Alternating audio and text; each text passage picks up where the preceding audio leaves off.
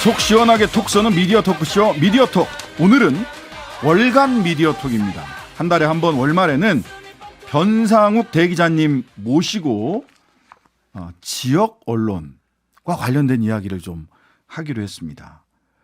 앞으로 지역에서 발생하는 언론 이슈 이런 거 발굴해서 말씀해 주실 우리 변상욱 대기자님 나오셨습니다. 안녕하세요. 예, 안녕하십니까. 변상욱 기자입니다. 대자를 빼는 걸로. 그럴까요? 예, 예. 알겠습니다. 대자를 빼고 그러면 변상욱 기자님과 함께 말씀 나눠보도록 하겠습니다. 자, 본론으로 들어가기 전에 요거는 하나 한번 여쭤봐야 될 것 같아요. 한상혁 방통위원장 구속영장 기각됐습니다. 예. 이거 어떻게 보셨습니까? 안 봤습니다. 안 보셨어요? 예. 뭐 볼 일이 없습니다. 왜냐하면 예. 심사위원이 어떤 방송사에 대한 평가 점수를 매겼다가 네. 심사가 끝났는데 고쳤다 그러면 문제가 되지만 심사 끝나기 전에 아니 이게 내가 다시 고쳐야겠다라고 해서 고쳤다면 네. 물론 그것이 잘했다 못했다일 수는 있는데 그러면 방송통신위원장은 전체적인 직무를 총괄하는 입장에서 나중에 도의적 책임이든 업무상의 책임을 질 수 있지만 방송통신위원장이 조작을 꾸미고 지시한 것처럼 몰아가서 방송통신위원장이라고 하는 국가로부터 독립된 기구의 장을 압수수색과 구속영장 청구를 한다는 것은 일단 있을 수가 없고 네. 네. 그다음에 사법부가 참아줄 수 있는 것도 아마 여기까지일 겁니다. 네. 왜냐하면 청와대에 가까이 했다가 뒤였거든요. 대법원장 구속, 네, 대법관들 구속 기소. 네. 그래서 제가 대자 빨리 떼달라고 하는 겁니다. 대자가 붙으면 위험해. 위험해. 대통령들도 다 들어가. 그래서 대통령도 위험하답니다. 예. 대자부터 들어가면. 그러니까 그 아픈 트라우마가 실제로 사법부는 갖고 있어요. 네네. 정권하고 가까워지면은 이런저런 편의가 있고 또 정권으로부터 압박이 덜해질 수 있지만 네. 정권이 바뀌고 나면 예. 샅샅이 뒤지면은 그때 얼마나 잘못된 일들을 우리가 행했는가가 또 여실히 드러난단 말이죠. 네. 그래서 아마 사법부로서도 여기까지는 도저히 용납이 안 될 거다라고 생각을 했기 때문에 뭐 뉴스를 보지는 않았습니다만은 네. 역시 기각이 됐군요. 예. 조작을 지시했다라고 지금도 언론에서 그렇게 나오는데 실은 영장 청구서를 보니까 조작을 지시한 게 아니라 점수를 바꾼 상임위원이 한 그 심사위원이 점수를 바꿨는데 그거를 다른 심사위원들한테 예. 바꿨다는 사실을 알려주지 않은 게 업무방해다 이렇게 얘기를 해서 그런데 알리려면은 간담회를 가졌어야지 왜 간담회를 안 가졌냐라고 하는데 간담회는 차 마시면서 얘기하는 거잖아요. 네. 그게 어떻게 법적으로 구속사유에 들어갈 수가 있습니까? 그래서 그 범죄 사실 소명되지 않고 네. 다툴 여지 있고 이렇게 좀 나온 것 같고요. 자, 근데 요즘 많이 나오는 게 방송통신위원회, 예. 방송 뭐 심의위원회, 그 다음에 또 뭐 언론중재위원회 예. 이렇게 말하자면 방송과 언론 주변에 위원회가 되게 많습니다. 예. 근데 이 위원회가 한편으로는 규제기관이고 한편으로는 뭐 중재기관이고 한편으로는 뭐 진흥하는 기관일 텐데 지금 이 구조가 현재 있는 우리나라의 이런 구조가 예.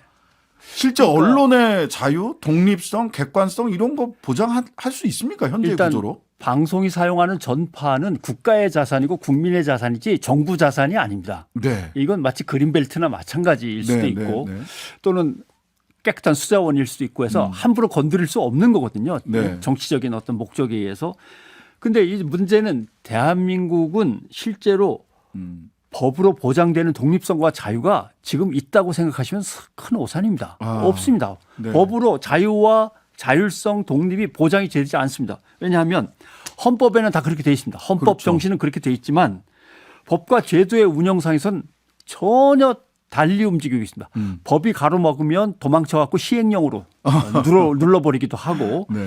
그다음에 법으로 막힐 거 뻔히 알지만 압수수색과 구속영장 청구로 압박을 계속 할 수도 있는 것이고 네, 네. 그다음에 방송사의 예산을 깎고 방송사에서 일하던 사람을 다 내쫓고 싶으면 여기 당사자가 얘기하기가 좀 있습니다. 그렇습니다만은 그러면 조례로 네. 예산을 지워버리면 되는 네. 그리고 얼마든지 신박한 방법으로 거기다가 노동자는 좌파 또는 뭐 종북이라고 몰면서 엄청난 예를 들면 뭐 명예훼손이라든가 이런 걸로 또는 민사 소송으로 또 압박하고 결국 경영권을 보장해 준다는데 경영권은 헌법에 있는 권리가 아닙니다. 그렇죠. 예. 예. 기업인들이 자유롭게 경제 활동을 할 수 있도록 국가가 지원할 수는 있지만 경영권이라는 권리는 헌법에 없고 노동권은 헌법에 있습니다. 그렇죠. 노동 3권이 딱 있죠. 예. 근데 노동자는 어떻게 좌파로 몰아가는데 경영권을 위해서 그런다. 경영권을 잘 보장해 주기 위해서 그런다. 이건 헌법 정신이 완전히 뒤집혀 있는 거죠. 예. 그렇습니다. 이 제도를 시스템 해킹이라고 보통 저희들이 얘기를 하는데 제도를 예. 해킹해 버리는 거죠. 조례로 도망가서 제도를 해킹하고 아하. 이런 일들이 벌어지고 있습니다. 자, 본론으로 들어가겠습니다. 그러면 우리 병 기자님 지역 언론사에서도 CBS가 지역에도 지역 예, CBS도 14개 있죠. 지역으로 네트워크가 구성되어 있고 저는 부산, 울산, 청주, 광주 여러 번에 걸쳐서 지역 경험이 있죠. 편성국장, 보도국장, 기자 또는 뭐 지사장 두루두루 해봤습니다. 평소에도 지역 언론에 굉장히 관심을 많이 가지고 계셨고 예. 풋뿌리 언론이 살아야 진짜 언론의 건강성이 회복될 수 있다라는 말씀 많이 하셨는데 어떤 얘기로 한번 지역 언론 화두를 꺼내볼까요? 첫 시간이어서 네. 총괄적인 얘기를 한번 하겠습니다. 네. 제가 기사를 하나 읽어보겠습니다. 2023년도 전북 도민일보 제1차 이사회가 열렸습니다. 라는 기사인데 거기에 참석한 사람들이 문제입니다. 네. 모 고속버스 대표이사, 종합건설 대표이사, 종합건설 대표이사, 고등학교 이사장님, 건설사 대표이사, 또 다른 건설사 대표이사, 또 다른 건설사 대표이사, 고속버스 격리상무님은 감사 자격으로. 이렇게 보면은 결국 언론사 이사회인데 건설사 대표가 5명입니다. 아니 왜 이렇게 많습니까? 건설사가. 실제로 건설사가 많지만 어떤 분은 들으면 지금 이렇게 생각하시는 분도 있어요.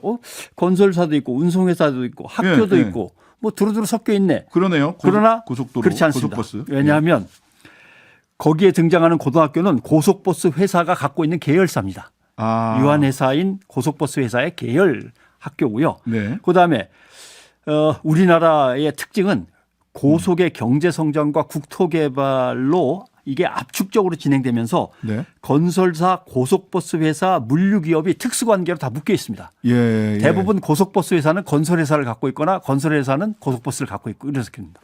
딱 그 서울 광주로 오고 가는 고속버스 그렇죠. 회사가 딱 떠오르네요. 그렇죠. 여러 개입니다. 그런 거의 지역의 고속버스 회사는 다 건설사와 연관이 있습니다. 예. 그래서 운송, 도로, 주차 터미널, 물류 창고 이 공통점이 뭘까요? 부동산입니다. 예, 예, 부동산입니다. 그래서 이걸 관장하는 정부 부처의 이름이 국토교통부, 예, 건설교통부 항상 이렇게 되는 겁니다. 네, 네. 이 얘기는 그러네요. 결국 부동산 거품을 통해서 자산을 축적한 사람들이 누구냐? 지역의 관료, 정치인, 건설 자본 건설회사. 그거를 떠받쳐주는 언론사가 카르텔을 형성해서 그동안 엄청난 돈을 축적했고 그 축적된 돈으로 언론사를 사들이고 있는 겁니다. 이 지역 일간지가 이거 일반적으로 요게뿐만 아니라 네. 일반적으로 지금 이런 경향이 굉장히 강하죠. 엄청나게 강하죠. 근데 언론사 이름을 다 읽으면 엄청나게 이제 많기 때문에 지금 이렇게 적어주신 거 저 봤는데요. 와 그렇죠? 정말 뭐 몇 페이지입니다. SBS, 헤럴드경제, 광주방송, 서울신문, TV조선, 브릿지경제, 지한, 강원민방, 영남일보, 경기방송, 인천일보, 울산방송, 광주매일, 뭐 강원일보, 뭐 저 인천일보, 한라일보, 예. 전북일보. 쉽게 얘기하면 포털에서 뉴스로 검색할 수 있는 주요 언론사의 예. 40%에서 50% 정도는 건설사 내지는 건설사와 관련된 범건설 자본이 갖고 있는 언론사입니다. 대주주 또는 제2대주주 정도로. 네. 근데 지금 대한민국에서 뉴스를 내보내는 언론사는 한 5,500개가 넘어서 지금 한 7,000개 가까이로 가고 있을 것 같은데 네. 주요 언론사 포털에서 늘 나오는 주요 언론사 중에서 40-50%지 작은 언론사를 따지면 뭐 얼마나 더 많을지는 알 수 없죠. 네. 그 정도로 건설 자본이 언론을 지배하고 있다라고 하는 겁니다. 어마무시합니다. 그러면은 이거는 이렇게 되면 당연하게도 네. 부동산이나 건설 관련된 기사에서 뭐 세입자라든지 예. 또는 일반 주민이라든지 이런 입장보다는 건설사나 부동산 소유자들 입장을 대변하는 게 일상화 될 것 같은데요. 그러니까 집값이 떨어지면 제일 먼저 언론사들이 나서서 호들갑을 팍팍 칩니다. 떨어진다. 호들갑을 칩니다. 지난번에 17억이 떨어진 아파트를 소개해서 깜짝 놀랐습니다. 예. 그러나 한 40억 되던 게 70억으로 올라갔다가 다시 10몇억 떨어져갖고 50억 좀 넘는데 그게 엄청난 비극이라고 언론사가 그 한 예를 가지고 마치 부동산 회사들, 건설 회사들이 큰일 난 것처럼 대변을 했단 말이죠. 예. 그런가 하면 결국 언론들이 그렇게 떠들어대니까 정부는 건설사들에게 미분양 아파트가 생기면 사준다고. 예, 국가의 세금 혈세를 동원해서 먼저 사드리고 쌀은 못 사도 예. 아파트는 사준다. 그렇게 되는 거죠. 그러니까 결국은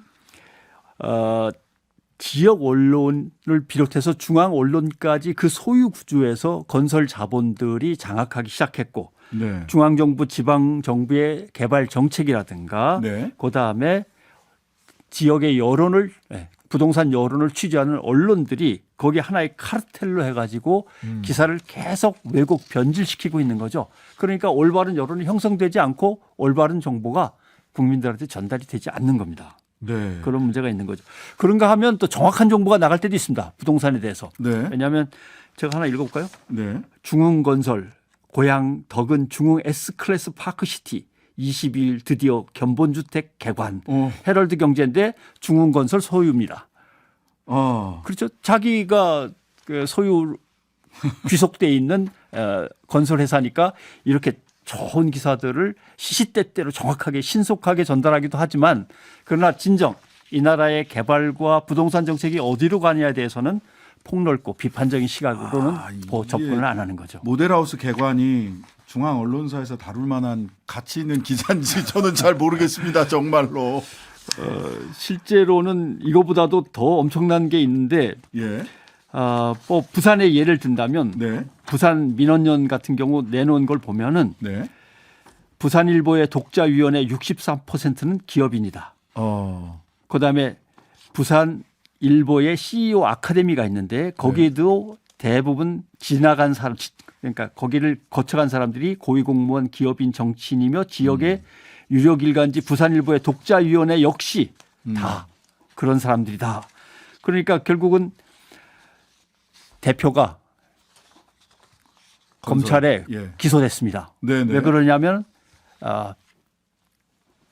캐피탈 지분을 갖고 있는 누군가로부터 건설사 대표로부터 네. 상당한 향응을 받고 네네. 그 이후로 그 신문사에서 그 건설사를 우호적으로 지지하는 수많은 기사들이 마구 쏟아져 나왔기 때문에 네. 그런 관계에서 얽혀가지고 비위 사실이 드러나면서 노조가 고발하고 지금 기소당해 있는 상태인데 이런 식으로 건설사를 갖고 거기에서 언론사를 가지면 방패막이를 쓸 수 있고 네. 언론사가 수집한 정보를 가지고 더 많은 투자를 할 수 있고. 효율적으로 할 수 있고 문제가 생겼을 때 방패막이가 돼주면서 어떤 끈을 연결해주는 또 나름대로의 네트워크 구실도 하고 해서 건설사로서는 언론사를 소유하는 게 사업상으로는 대단히 중요하고도 신박한 비즈니스죠. 그러니까 이게 일반화돼 버렸어요. 지역 보니까 지역에 있는 유력 언론사 중에 건설사 하나쯤 안 끼고 있는 데가 없으니까요. 그러니까 건설사가 언론사를 지배하니까 어떤 일이 벌어지냐면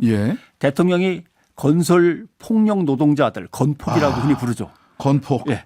윤석열 대통령이 건폭이라고 했을 때 그 건폭이라고 노동자들을 공격한 기사 건수가 435건. 건설 노조의 입장, 억울하다는 입장을 대변한 게 5건. 야, 너무 압도적인데요. 네, 435대 5라는 이 기울기가 왜 나오느냐? 그것은 언론사가 이미 건설사에 대부분 들어가 있고 그래서 거기서 나오는 주류 언론들의 보도에 나머지 언론들은 따라가기 때문에 435대 5라는 게 나오는 겁니다.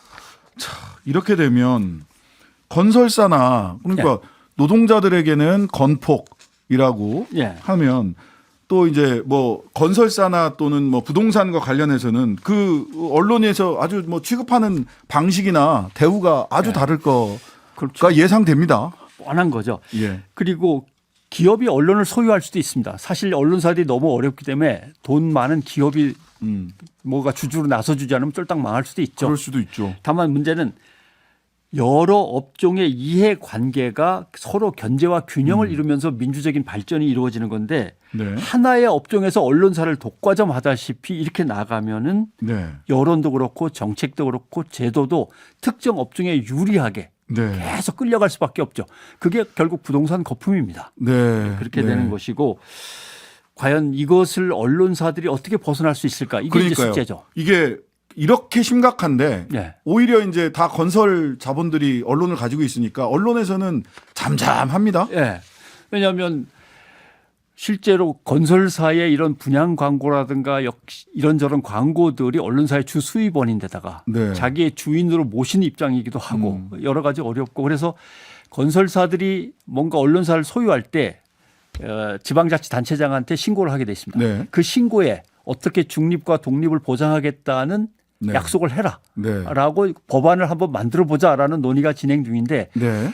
그렇게 만들면 그게 법적으로 뭐 법조인이시니까 예. 법으로 그게 타당한 건지 예. 그걸 아니면 이게 어떤 사유 자산의 침해가 될지 이거는 지금 논란이 벌어지고 있는 거고요. 네.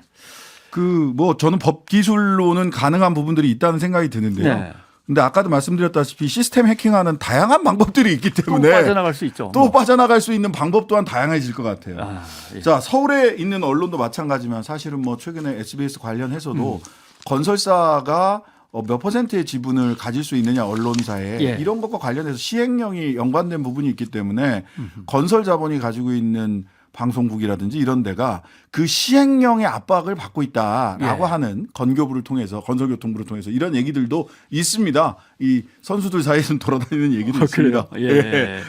아무튼 자, 문제는 이제는 어떻게 지역에서 건전하게 발전할 수 있느냐. 세력들이 지역 언론을 장악하고 예. 언론이 얼마나 소중한 가치를 갖고 있는지 건설사로서 예. 이거를 실감한 다음에 드디어 중앙 언론들을 잠식하기 시작했습니다. 그렇죠. 그래서 점점점 지역의 토호 건설 자본들이 중앙으로 올라와서 중앙의 언론사들을 이제 소유하기 시작해서 결국은 전국이 건설 자본에 의한 여론 지배 이 구조로 이제 가고 있기 때문에 과연 이것을 언론계 내에서 스스로 이겨낼 수 있을 것인가라고 하는 것이 지금부터 이제 주목해 봐야 될 지점이고요. 계속 비판적으로 감시하면서 여러분께 또 소식은 전해드려야 될 것 같습니다. 그러니까 근데 문제를 정식화해야 답을 찾을 수가 있는데 그렇죠. 이거를 건설 언론사 말하자면 건설 자본이 지배하는 언론 지형이라고 하는 문제 자체가 우리 사회에서 정식화된 문제로 떠오르지를 않고 있으니까 언론 자체가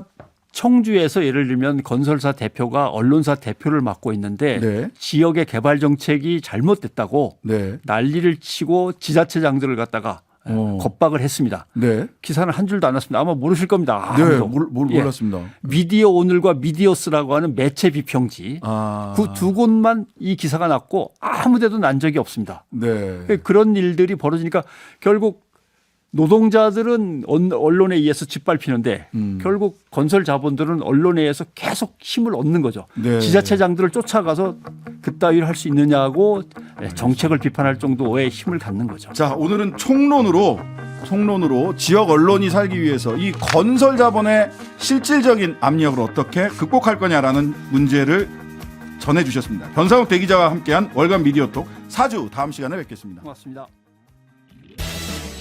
하루 종일 기다려지는 진짜 시사. 평일 저녁 6시 5분 신장식의 뉴스 하이킥.